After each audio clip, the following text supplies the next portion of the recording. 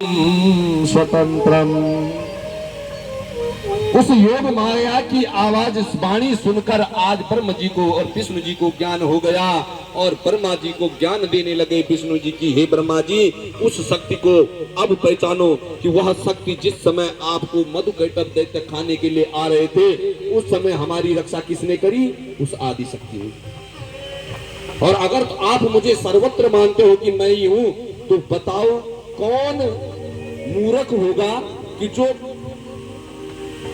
कमला लक्ष्मी शेषनाग की सैया पे मेरी सेवा करती है और उस लक्ष्मी को छोड़कर उस वैकुंठ को छोड़कर मानव योनियों में है जाना पड़े।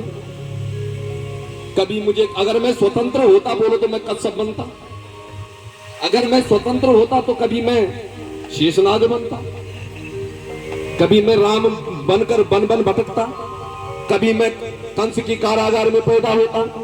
मैं भी स्वतंत्र नहीं हूं, मैं भी किसी परा जगदम्बा के अधीन हूं।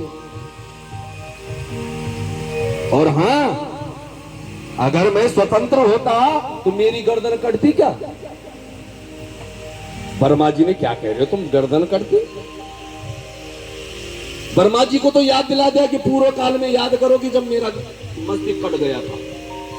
लेकिन यहां सोनकादि ऋषि और उधर जन्मे जी व्यासी से कहने लगे कि प्रभु यह कैसी घटना बोली तुमने कि जो भगवान नारायण का धड़ अलग हो गया। स्वयं विष्णु कह रहे कि उस भगवती की जगदम्बा की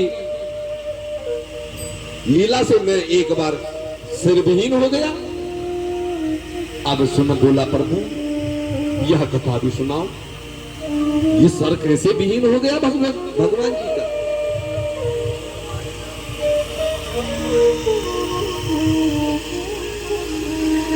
एक बार भगवान विष्णु 1000 वर्षों तक युद्ध किया, देवा संग्राम हुआ, भयानक युद्ध करके भगवान विष्णु जी सागर के एक तट पर बैठे थे थके हारे और अपनी धनुष की प्रचंडा पकड़कर और वीर मुद्रासन में बैठे, जैसे वीर बैठते हैं ना,